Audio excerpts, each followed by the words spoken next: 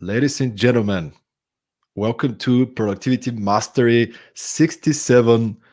Today we're going to talk about lessons on leadership and strategy, and I have the best person for the job.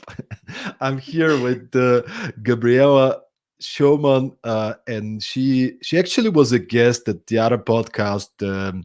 If you haven't heard about the other podcast we're leading, it's called The Leaders Who Care, a podcast I co-founded with Marian Temelko from Dynamics Group. And Gabriela was so inspiring that we had to invite her to this podcast as well. Oh, Gabriela is an executive, a senior executive, having worked with a bunch of great companies in telecoms, in IT, including Nokia, including Telia, and a number of other companies as a senior executive. But beyond this, she's a really caring leader.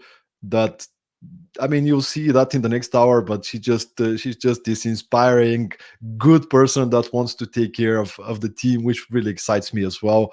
Gabriela, how are you today? thank you. I'm very good, Soyan, and thank you so much for inviting me. I'm very, very grateful to be given this opportunity to talk about something that, I think is essential to all of us, both in life and professional life. Is how do we take care of ourselves, the teams, and how do we thrive in the environments that we are in? So I'm doing great, and thank you so much for inviting me. It is an absolute pleasure, and I'm seeing that it's kind of sunny. And having lived in Scandinavia for 10 years, it's not that often that we have this privilege.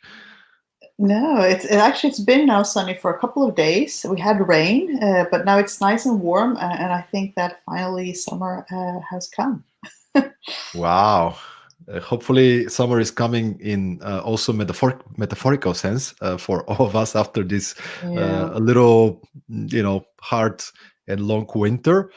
But yeah, hopefully there's positive things on the way. And Gabriela, let's start with we were just having a discussion before we went live, and I want to start there. How do you define productivity? What does productivity mean to you? Hmm. I mean, of course, in the most simple sense, productivity is when you deliver, uh, something of a value. And of course that value should be greater than the cost or the input for it. So that's really, of course, the output of productivity. But as we spoke a little bit earlier, just before we started, you and I think that for me, what I've tried to learn about myself, but also about the people that I work with, is how do you really, what actually creates productivity, what enhances productivity, what is it makes us and our peers thrive. So it's very much about creating the environment where people can thrive. That's something that at least I've focused a lot on. And it starts by learning from myself. I think that the best for us, to become a good leaders is first about learning about yourself, right? What is it that inspires you or me as a person? And I've asked myself many times as well. Every now and then when we want to understand where do we fit the best, I try to think back and really reflect on what were those occasions where I felt proud of the team and myself, of something that we delivered. But probably I tried not to focus so much on the actual thing that we delivered, because of course that is productivity, is important. But I tried to focus on what was the environment I was in. What were the people that I was surrounded by? What was the culture? What was the leadership like, that perhaps enabled me to be so proud of my productivity or what I achieved. So that's something I think a lot about, and I reflect on it. And would you be able to share some specific, more like examples? There's a lot of leaders listening to this podcast that, of course, want to create this environment where productivity and creativity blossom. So, what would be some general suggestions where to start creating this environment? I think that trust is central to everything, because if you think about all of us, in order to thrive, I mean, especially in the world we're in now, where everything is changing, all of us are required to continuously learn. We need to achieve more with less, or at least, in the best of worlds, more for the same, but very often it's more for less. All of the organizations, all of us have pressure to do more for less. And that requires, of course, new tools, new competence, new attitude, new culture.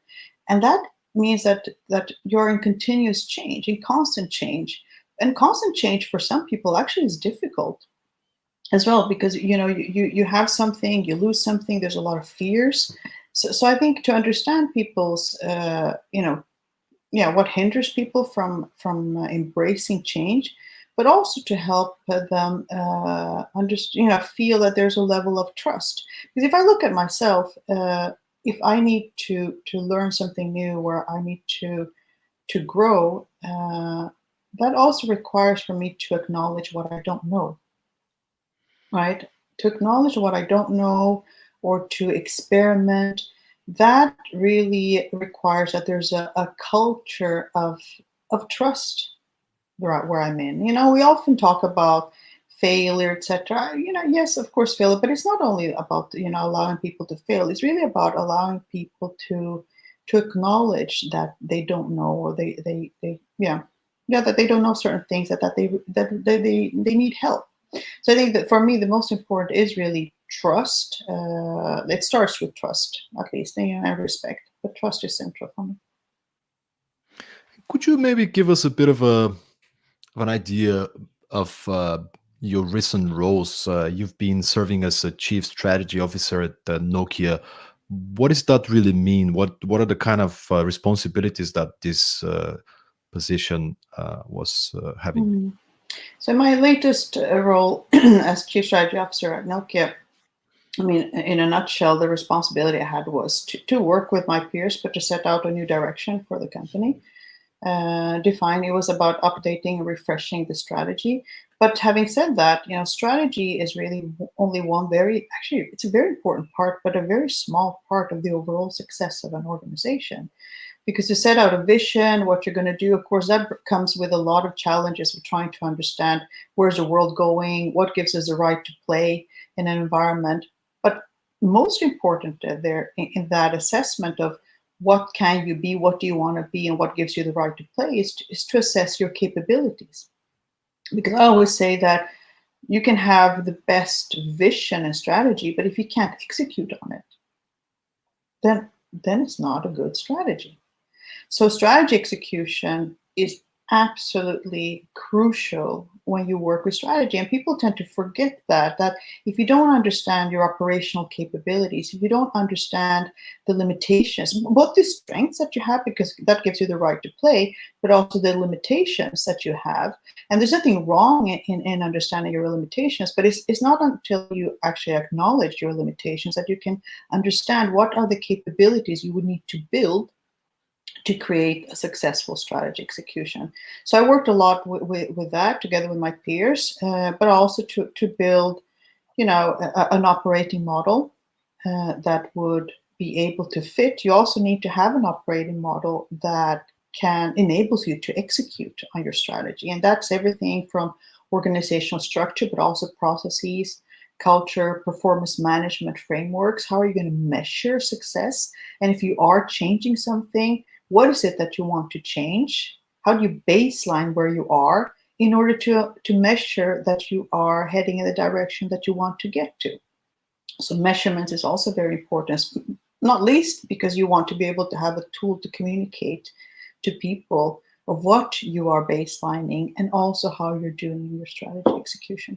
So that's in a nutshell, kind of what I worked a lot with. So business development, portfolio management, but it was really the strategy and strategy execution and setting a framework for it. I want to stay a little bit on this topic, and I'm not sure how much you can actually share because that might be some internal information. But could you share some specific tools, or how do you set the strategy? Is it like on a yearly basis and you break it down on a quarterly as usual? Do you have any specific tools or practices that you would say this was amazing? I'm so happy that we were doing this specific practice.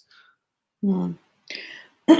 So I think the best of worlds. I mean, when it comes to tools and how we approach business, of course, changes all the time. I think when it comes to strategy, as I started off saying, the world changes so much all the time that certainly in big companies you have kind of your strategy cycles because you have a lot of people you want to involve, many people, and this kind of takes time. But to set a fixed strategy once per year is no longer a good thing. I mean, you can set your role direction, your framework, your strategic pillars, but then you update. It's something strategies you work with, something you work with all the time. And something that I learned many years ago was the lean corporation, which is how do you also work with strategy in a lean way? How do you iterate it? How do you implement, learn, and adapt? Now, of course, in bigger companies, you cannot change strategy every quarter because that would be, you have these big machinery of, as I call big organizations, a lot of people, so you cannot change direction. But you can update and you can adjust, certainly. So with your portfolio, for example, one thing in strategies on different levels, you can set an overall direction, which we did, but then you break it down into this operation strategy execution level, which means, okay, so what is the portfolio that I need? That is something that you work with all the time. Then your portfolio strategy is something you update all the time because there will be new requirements, changes from the market. You probably have an M&A agenda that you, of course, continuously work with all the time. You want to dispose or you want to acquire a certain portfolio. So I think it's really iterative, but there are different cycles. So once again, it's yes. There. I think in many companies like the ones I work, you have your annual cycles, but then in between, you're working and iterating it all the time. Actually, I was just at a conference. I flew back yesterday. It's called Podium Conference in Maribor in Slovenia. And I was moderating the conference, but I also had to give a keynote. And the speaker before me, Zoltan Vardy is his name, his speech was about planning and execution and what startup founders can learn from corporates in terms of structure and planning, and the other way around, what corporates can sometimes learn from startups in terms of execution, and how can we actually have both, as you said, because strategy on its own, extremely important to know where the direction is, what are the targets, to be very clear where you're going, and then how do we make execution simple? How can we make it easy so we can stay on course, stay on track, stay focused on what matters most? And since there's many founders and entrepreneurs listening to this podcast, I actually want to hear from you. What would be your advice for startup founders, which usually they are not the most planning kind of people, right? They don't have so much structure. It's like we need to get things done. So they're usually really good in doing stuff, but they might be lacking a little bit on the planning side. So what would be your advice to startup founders? Yeah, no. So I definitely think that planning is important. And usually they say that action without a plan is a waste of time. Can be, because if you don't know where you're going, and if you have a vision without action, that's just a dream, right? So you kind of need to really merge those.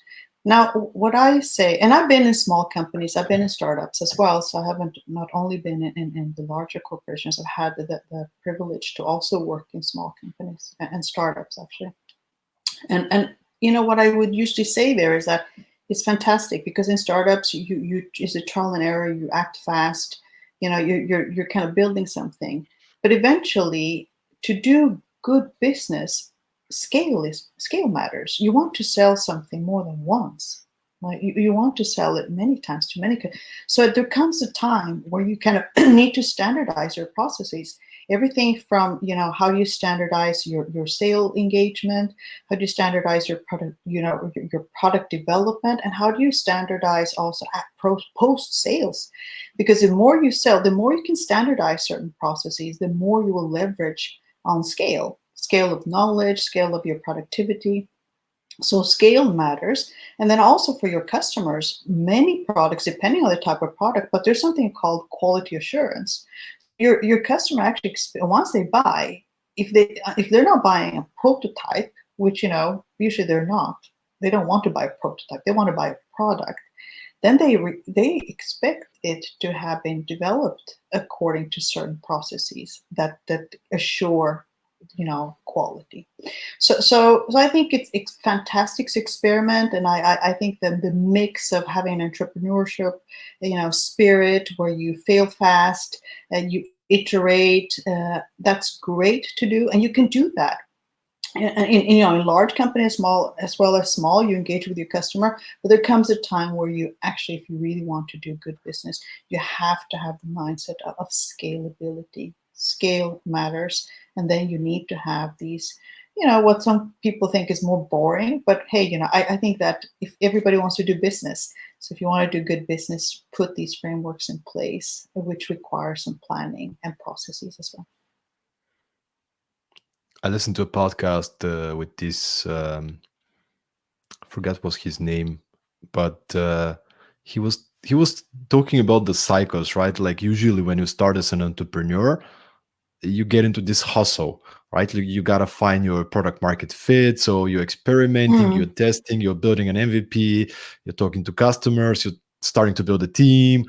So the first kind of 1-2 years, it's this hustle, working long hours, trying things out. But then, and this is what many entrepreneurs are missing, is you need to get into this structure phase, right? Now it's time to mhm, start putting processes and automate and see how we mm, can make things more efficient, because you're growing. I mean, unless you want to stay like a small business, of course, like exactly. And it kind of goes back, and I think all of us have different skills, right? And we have, predominantly, even though we can be broad, but we have predominantly different skills. And I think for those entrepreneurs who they should keep their spirit of being an entrepreneur, but acknowledging that, yes, I'm good at this. I'm good at the vision, doing things fast, exploration, innovation. Partner with somebody who will do the other task and help you plan.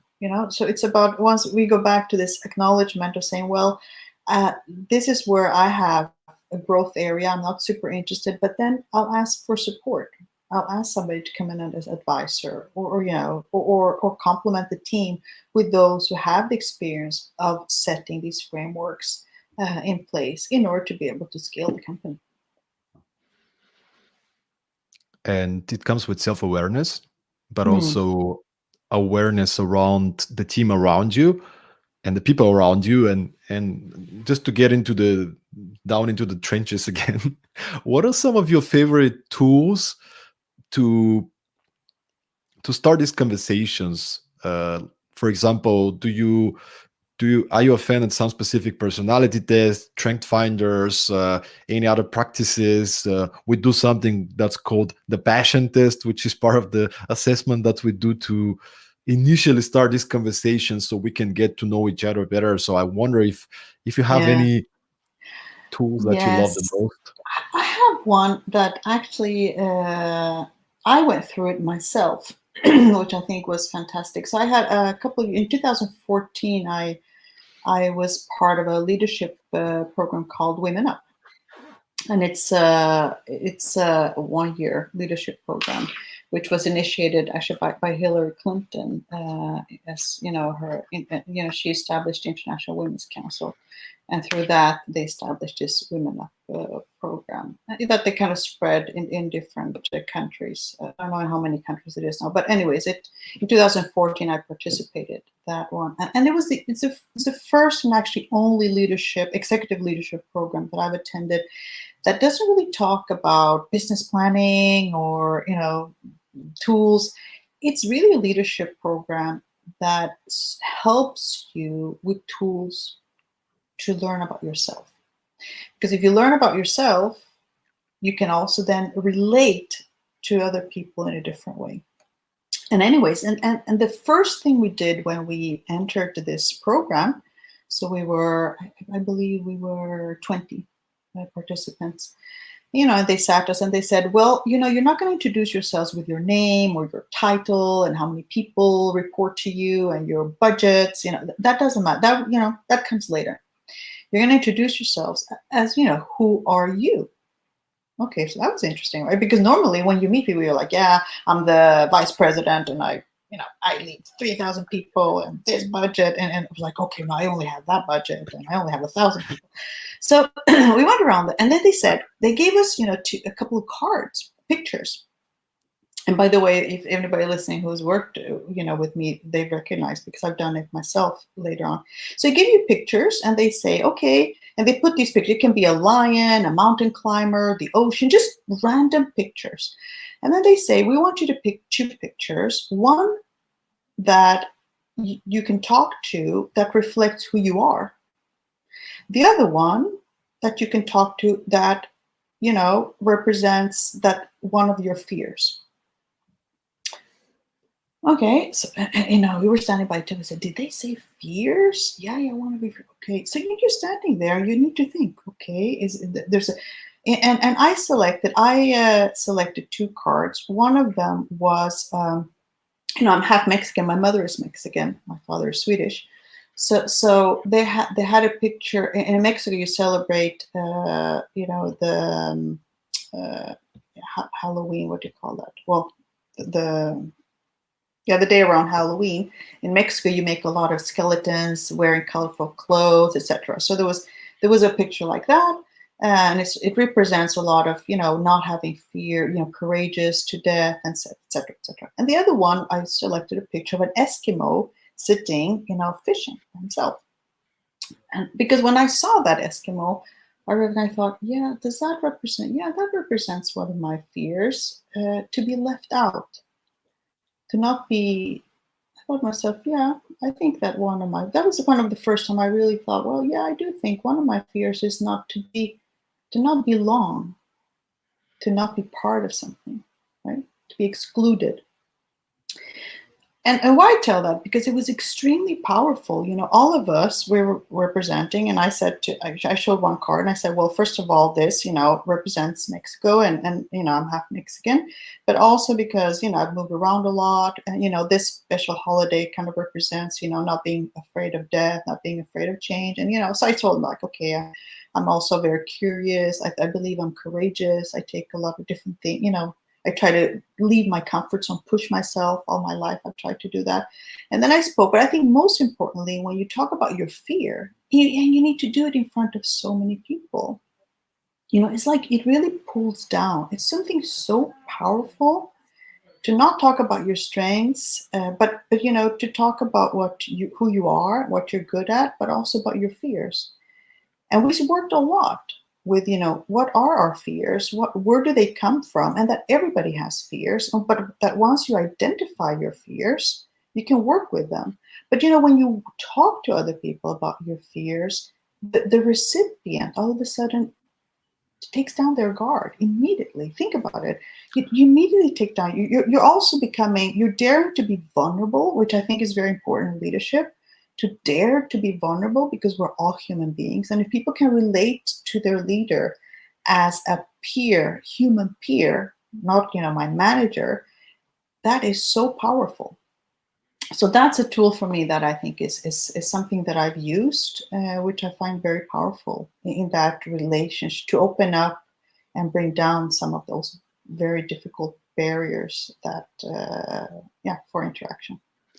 I love it because it gives you the opportunity to get to know the other person for who they are, and Yeah, not for what title they have, and how many people, and but exactly. you can really connect. You can see this person when they start to share, because it gives you an opportunity to be vulnerable, Mm. and people connect with And vulnerability. and when you describe your fears, I've done that with my teams when I'm building up teams, where people we are all, and of course I start because you need to start as a leader and you give the example and you dare to be vulnerable. But then you would be amazed how people start explaining even, yeah, I think I'm afraid of this or that because when I was a child, or because I believe in this and that. And that kind of also helps the teams later on understand why we react certain ways. Because when you think about it, miscommunication between teams is or actually say, sorry, conflict between people and teams very often is grounded in miscommunication. Miscommunication in the sense that I might have said something to you, Stoyan, but that you were offended by, but I might not have meant it, but it's my person, I react a certain way. But if you would know me a little bit better, you said, okay, now this was the Gabriela who acted this way because of this. It might not necessarily mean you accept that I said that, but you kind of understand it more, which helps us at least have a dialogue about what happened. So I do think that it helps also in the continuation of team building and team working to know a little bit more about people's background. And I just want to add, on top of the thing that you said about having these cards, um, which is, I think it's brilliant when you can let people get out of their heads and something more Mm. imaginative, something more abstract, because when we get too logical and serious, it becomes like very difficult. And we often do. And actually, as you know, I'm a co-author of this book, Perform: The Unsexy Truth of Startup Success. One of the exercises we recommend people, and I'm going to show here to the audience a picture, when they're setting up the basics for Mm. their startup team, but that could be also a larger team, is we ask them, if your startup or if your team was an animal, what animal would it be?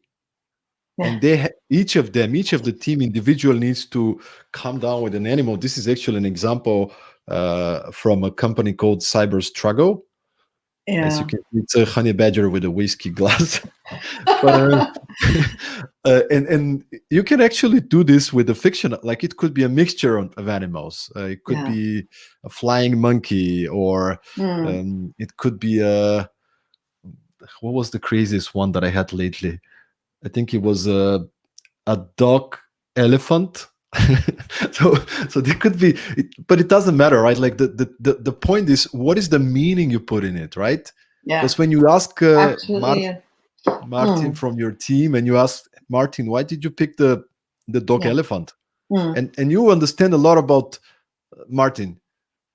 Absolutely. No, absolutely. It's true. And that's why I say, you put kind of different context into the dialogue.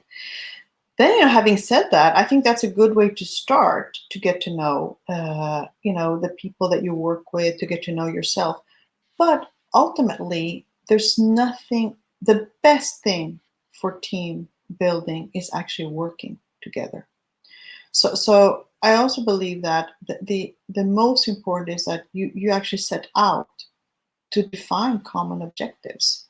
That is really the most important thing as well, because we all have different, hopefully you have a diverse team, hopefully we are in a diverse team, but diversity is challenging in the sense that, of course, if we're all different, we come from different backgrounds, we have different personalities, of course that can create friction as well, or often it creates friction. But you want to have that friction. That friction can become healthy, however, if you really have made sure that we all have that common objective. So everybody's working against the same goal, because every time there is friction, you can go back to, okay, but well, ultimately we want to go to the same, we want to achieve the same thing. Yes, we do. Okay, we have different ways of approaching it. How do we really get there?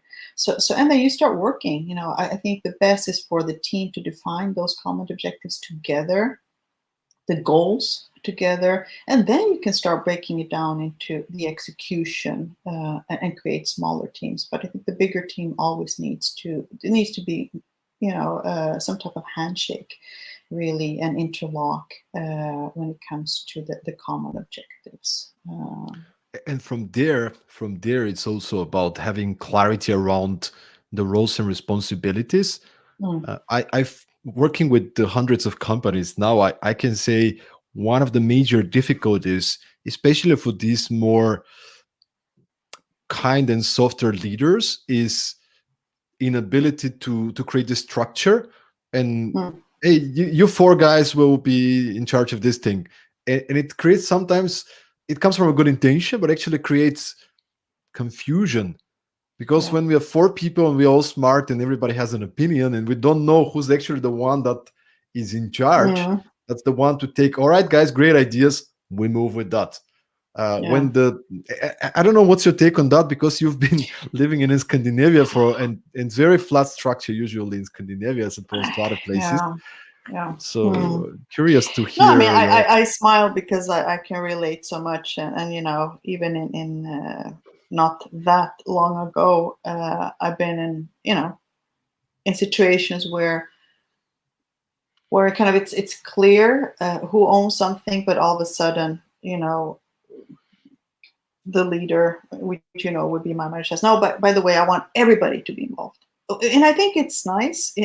I actually do think that it's really crucial that throughout your strategy and your strategy execution, there will be windows of opportunity for everybody to have a voice, but you cannot have everybody all the time have a vote, because then you mix up, then it becomes extremely messy. If everybody has a vote, which means that everybody should have a say, that is not, in my view, very good leadership, because that means you don't end up taking decisions where they need to be, when they need to be, always. So I believe a lot. I love to work with people, engage them. I reach out, I ask questions during the window of opportunity where that needs to happen, right? You reach out, you learn, you make people understand that they do have a voice, that you will listen to what their feedback, but ultimately there's only a few people that can make the decision. Those same people, and I actually say it goes starts with myself. I don't always have a vote, but I might have a voice. That means I can say what I think, but I need to also respect that I will not always have a say, right? So I do think it's clear. That's part of governance and strategy execution as well, and that's why I say that as part of strategy execution, which means the organizational setup, which is roles and responsibilities, the performance management framework that you will have. How will you govern? What are the steering force you will have? When do you take investment? Who takes investment decisions? Who actually approves the product is ready to be launched, etc., etc.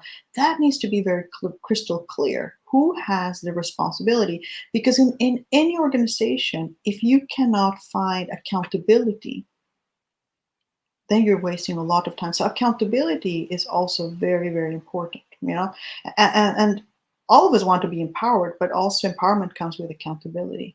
So it is important to understand who will I be able to turn to for advice, but also for decision, but also for follow up, and who do I make accountable? And there's I have a very good colleague of mine who said that ultimately, you when something goes well, you want to know who do I call to congratulate, right? And of course, it's usually the whole team, but you want to know who actually took those decisions. So I do think that it's to establish those frameworks on roles and responsibilities is actually very important as well, for to avoid that kind of consensus. Consensus is good, but not everybody can be involved in everything. Well, that's how you create an efficient organization. And again, I often get hired to work with teams, and I get to talk to the employees, right? And some of the biggest struggles for them is I'm not clear what my role entails. I'm not clear Mm, when should I be taking the decision, or is it somebody else, and this really stresses me out.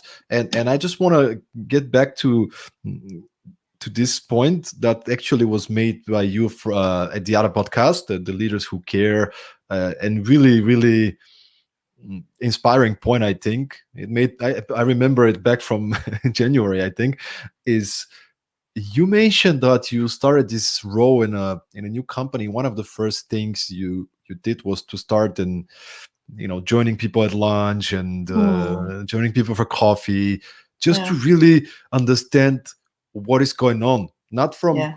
from the top and just to assume things, but really to talk to the people out down there Mhm. that are doing the stuff. And could you maybe talk to me about that and share with us why is it important for us to really go down in the trenches and talk to people? Yeah. I learned this from, usually we learn, of course, we learn a lot by reading, but also by doing, right? And many years ago, this was actually when I was with Ericsson. We were doing, and I was at R&D at that time and driving a huge change, going from this really traditional waterfall model of development to agile. And today everybody talks about that, but here I'm talking of 14 years ago, 2007 we kicked it off. That was it for large scale. It was not that common, right? And it was a big thing. And you can imagine, a big company like Ericsson, very well defined processes, roles, and responsibilities. Anyways, and we kicked off this change, and it was a very sizable organization. I had, my organization spanned over 9 countries across 3 continents, and were a couple of thousands of people. And I remember, we talked a lot about it in my leadership team about the change and follow up. And you as a leader, you talk so much about certain things that you think that once you take a decision, it's crystal clear to you, right? So you communicate it 2 times, you do these roadshows, and you think everybody should know. I thought so too. And I even didn't want to repeat myself because I thought, wow, people are going to get bored. Gabriela is saying the same thing over and over again. But what I did, I started traveling, of course, to visit different development sites. And when speaking to the engineers, I would go around and look at the agile things we had created and ask them, how they were doing, if they understood. And it became so obvious to me that they didn't even really know why we had changed. The most obvious thing, they said, yeah, now we're working in agile, but we don't understand why we were going through this massive change. And I thought to myself, oh my God, I think we had talked about it for a year now. But no, they don't. So it struck to me that I really need to engage much more, not with my leadership team, not even with the leaders, 2 levels. I need to engage with the people that are doing the value work, that are living this. As I sat down and I travel, I think that whole year I traveled like crazy. And I had workshops, I had round tables, we had coffee, breakfast, everything. And it was the most enlightening thing to do. First of all, you really understand what worries them, what excites them. You understand what they need to be more empowered. And it's unfiltered.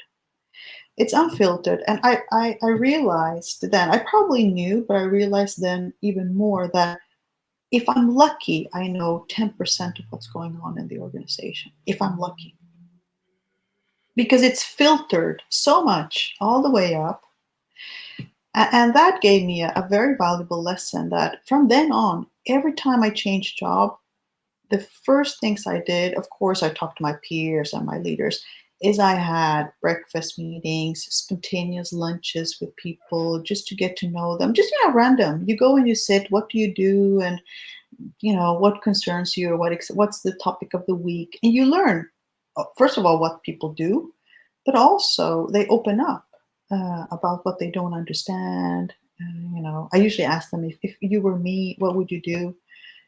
In my recent job, though, many people actually thought I was a tester. I remember sitting with a couple of testers, and we started talking about verification because I've been in R&D. And I've told about tools, and said, "Oh, so are you one of the new testers in the lab?" I was like, "No," but it's brilliant. So I do encourage that because it's so important to stay grounded, and it's very rewarding also for the people to feel that they got heard, and you get a lot of ideas. And I've actually triggered a lot of working groups from these type of conversations where people come, they're complaining, and there's a word. I tell them, okay, how about you then lead a cross-functional team with this topic, and you come back to me after 2 weeks, look into those 2-3 things, and come back with a proposal. And people usually will feel very motivated by doing these things, and they can become part of the change as well. It's such an important point. Thank you so much, Gabriela, for sharing it On the first part that you were sharing reminds me the last person I worked for. His name is Klaus Bjarna, and he would always. We were just a small team, 4 people. He would always remind us. It's a famous line from a movie called Under Siege, the second movie, second part, Mm. and the line is, "Assumption is the mother of all f ups," and Absolutely. and he Mm. would keep on saying, "Did you write the customer this?" "Yeah, I did." "Write them again." "Did you speak to her about this?" "Do it again."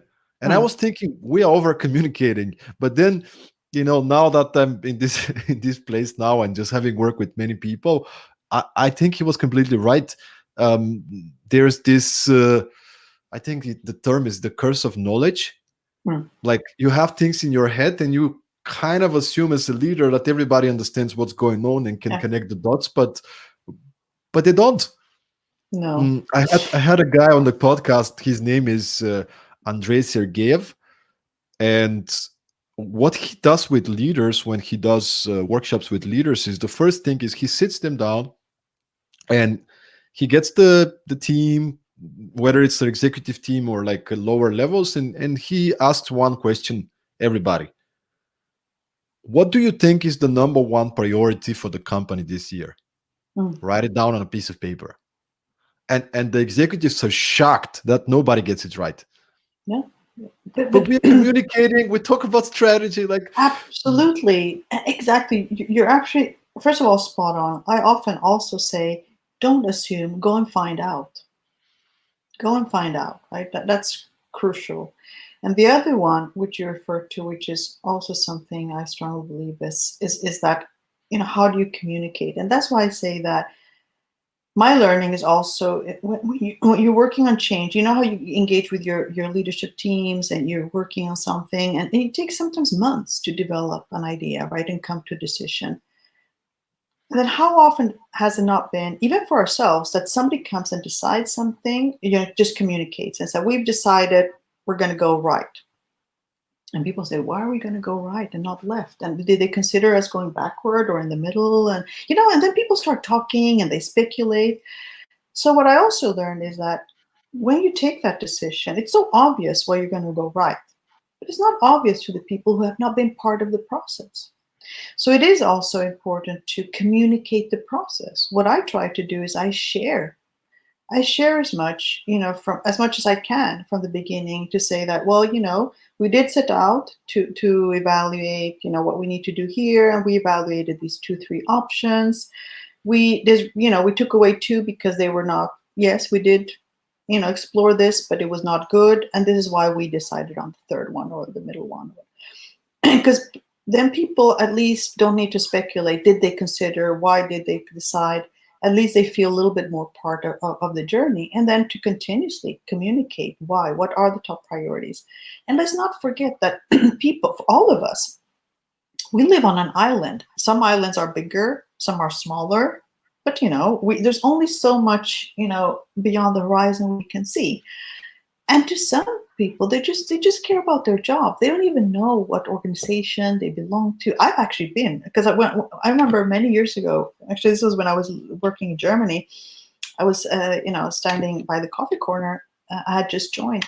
Moved to Germany, and I asked the person there, oh, well, hello, and where do you work? And he said, well, I work for, and in the company I worked for at that time, the organizational identity was letters. So you'd like ETX/XYZ. So he says, I work for ETX XYZ. Okay, but is that a development unit? Is it sales? Well, I work with tools, validation of development tools. My number said, okay, but R&D, which R&D or unit are you in? And he didn't know, and he didn't care. He was like, well, this is what I do. Yeah. And then, and then he said to me, the organization changes all the time. I stop bothering. I just do my job. And it might sound strange, right? Maybe somebody like you and me, but many people are like that, right? So how do you also engage them? How do you make them feel that their contribution, that their curiosity is important, and so on, right?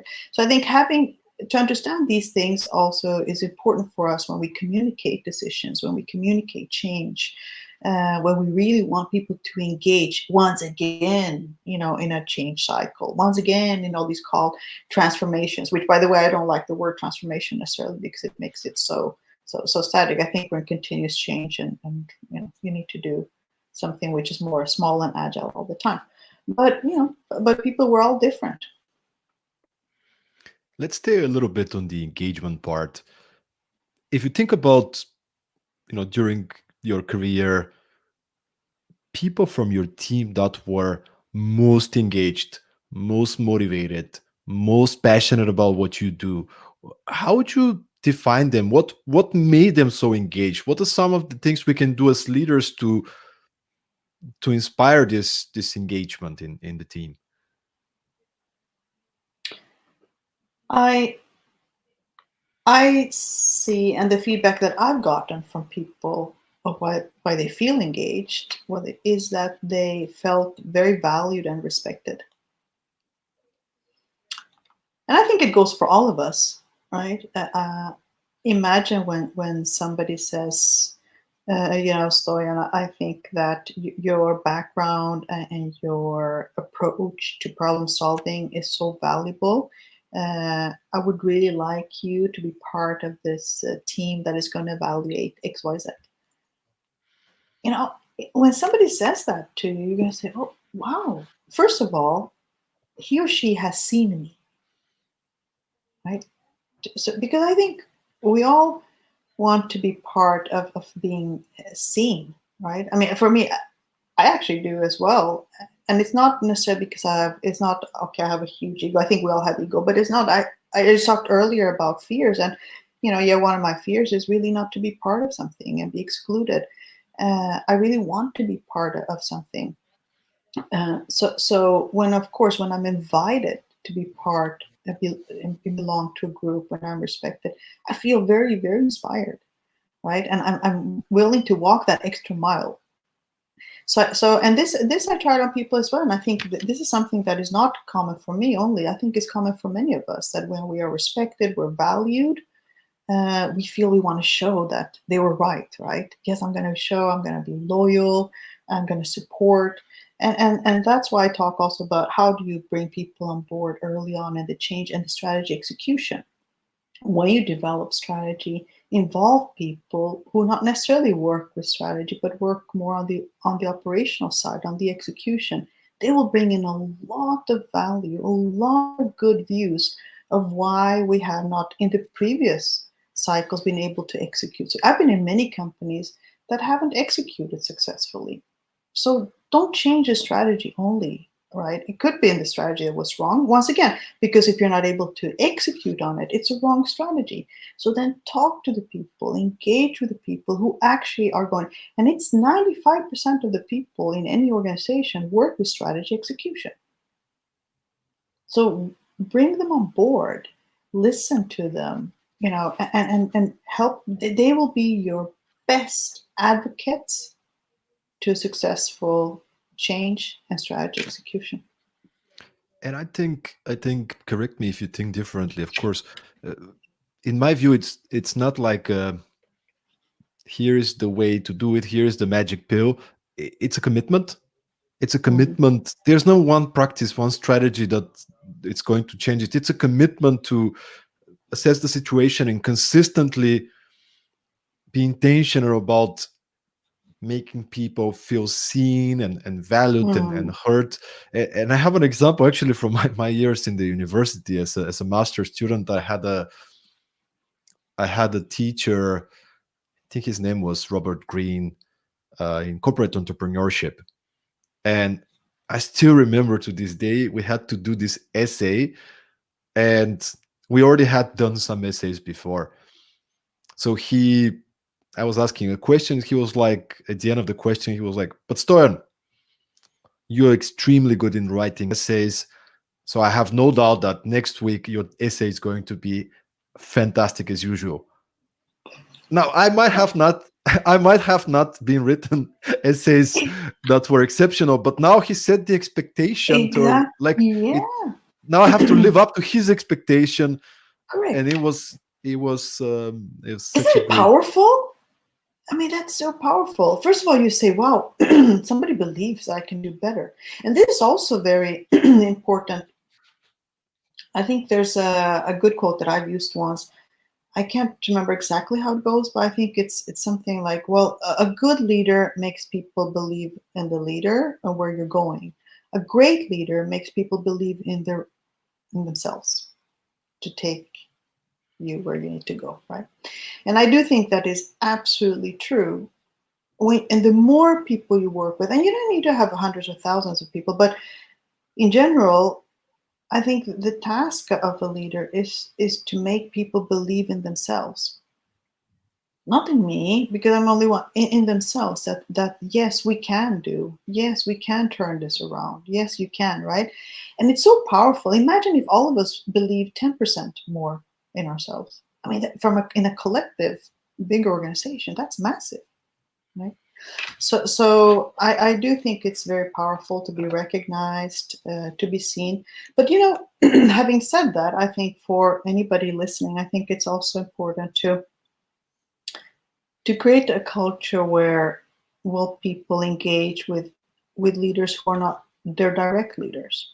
Because I've been in organizations where I didn't have big teams, but I had a very big responsibility that where I had to collaborate with peers who were not very collaborative, who maybe didn't even show up to meetings when I called to meetings because they're like, well, who are you? I don't report to you. And of course, if my peers didn't show up, their teams wouldn't even less show up.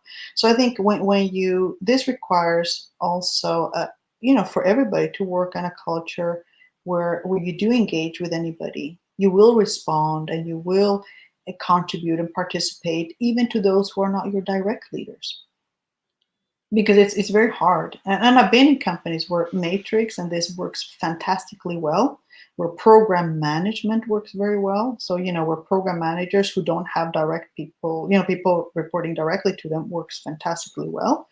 And then I've been in companies where that doesn't work because people will simply not respond or engage with somebody unless it's their direct line manager. But then, because this is what you need also in a very flexible, agile organization where you want to be a task-oriented type of programs. You cannot have reorganize all the time, right? You want people to actually say, yes, I'll be part of that group. One day I lead, and the other one I just contribute. Right? Once again, who has a voice, who has a vote?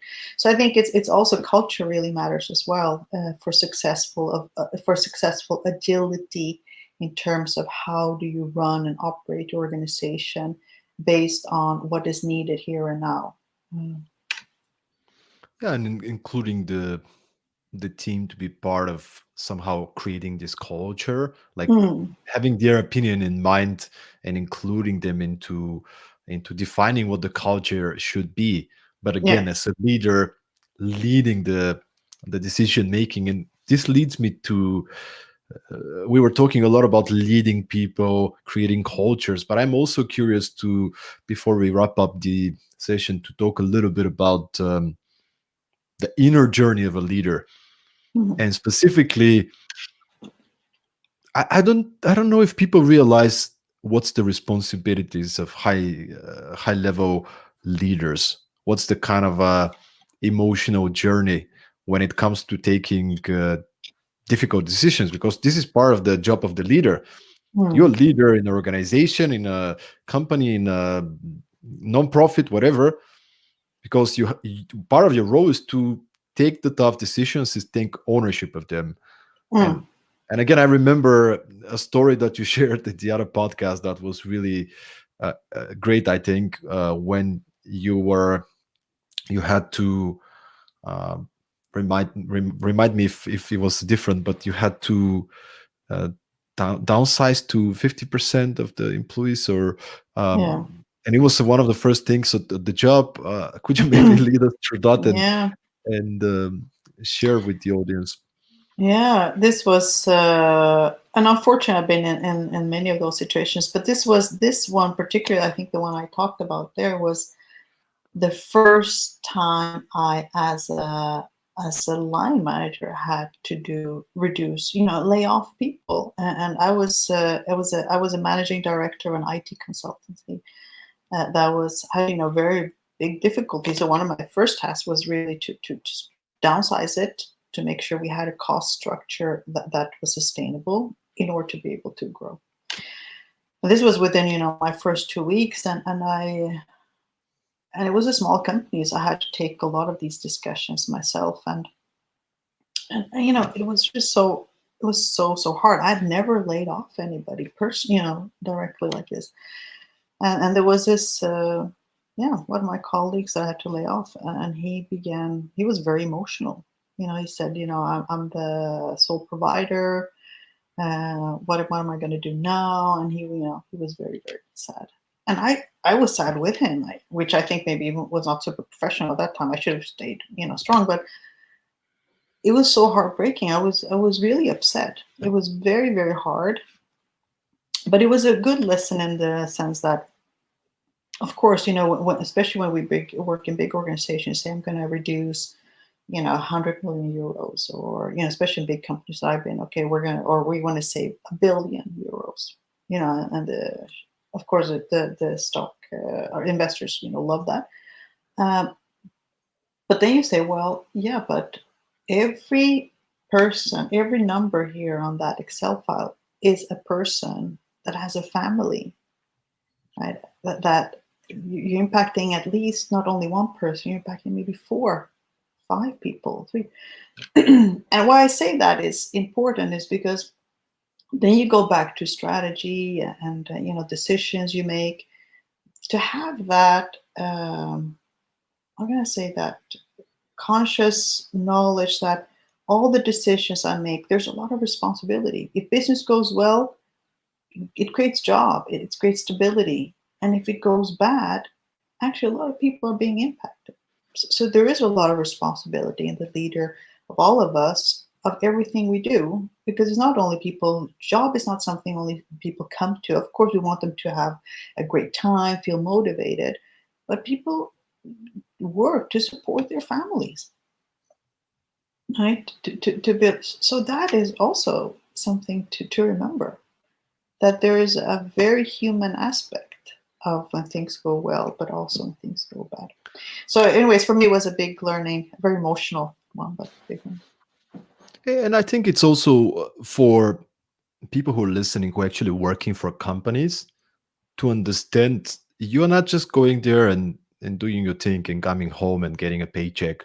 You need to take personal ownership as well. Mm. You work for this company, but based on your output, based on your results, based on your efficiency, Yeah, you might actually impact what you just said. Like maybe somebody gets a new job, maybe we create a new exactly. opportunity, Yes. maybe we donate to non-profit. Like so everybody Mm. needs to take personal leadership and responsibility and give it their best. If you are there at the company, if you decided to be part of it, of course the leaders needs to create a culture and a structure that motivates us, but you got to start with yourself and you got to be the Absolutely. example. Oh, absolutely. I love what you're saying. And, maybe as a last comment, I do think that all of us, no matter what level we're in the organization, all of us are empowered within boundaries. But everybody it's about taking the empowerment. But also, I love what you're saying, that all of us have a responsibility. It's not only up to the manager, and the next, because everybody like, oh, yeah, my manager, that manager blames on the manager, and ultimately it's the CEO who is to blame for everything. No, all of us have a role to play, and all of us have a responsibility, and all of us can contribute. And if everybody has that mindset, it makes a world of a difference. Amen. Gabriela, it's been such a pleasure having you. The hour is gone. It's just I felt it was Yeah. 5 minutes. And my final question is: in the last 14 months, the world has been hit by this pandemic, which transformed in many ways the way we do things, the way we work. Many people lost close ones, or they have somebody who's sick Mm. home, and it's been a very turbulent period for people. So I just wanted to ask you if you can share what would be your message to people who are now going through a difficult period. Maybe they're struggling, they had a maybe a difficult loss, or like people who are struggling in these turbulent times. What would be your message to them to wrap up this episode with? So when I go through difficult moments, and we all have go through difficult moments every now and then, and I've had certainly my share in my life of very difficult moments. I've always had the kind of mental perspective that after after a lot of rain always comes sunshine. It's like after a tough winter, eventually spring will come, right? So I think that's first of all to have that optimism and have the belief as human beings that nothing bad ever lasts forever. Just like the good doesn't last forever either. But I also think that it's putting things into perspective is one of the most important things of the human mind, in my view. I think it's you can say is a glass half full, half empty, and no matter how bad I think, I've gone. This could be another topic of discussion about difficult moments in life. But even in the most difficult moments of life, one can have the perspective that what it could be worse.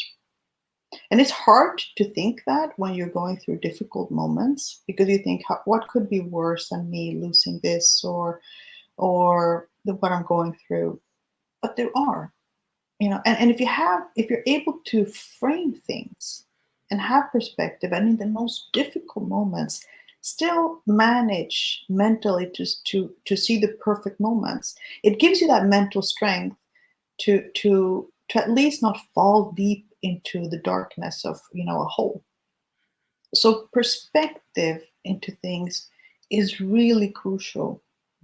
Believe it or not, there's always those who are worse off, because we tend, unfortunately, especially in the Western world, we compare always ourselves with those who are better off, always, which can be good, because you strive, and I think many of us are raised to always aim higher. At least I was, aim higher, higher, higher.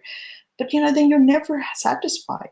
How about just looking at not only those who are always better off, but to realize that there are those who are much worse off, and then all of a sudden you say, "What a lucky person I am!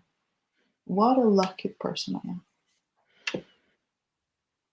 Thank you so much, Gabriela. This is such a great reminder to all of us to focus on gratitude, Mm. to focus on perspective. And an excellent book that can give you a great perspective is Man's Search for Meaning by Viktor Frankl.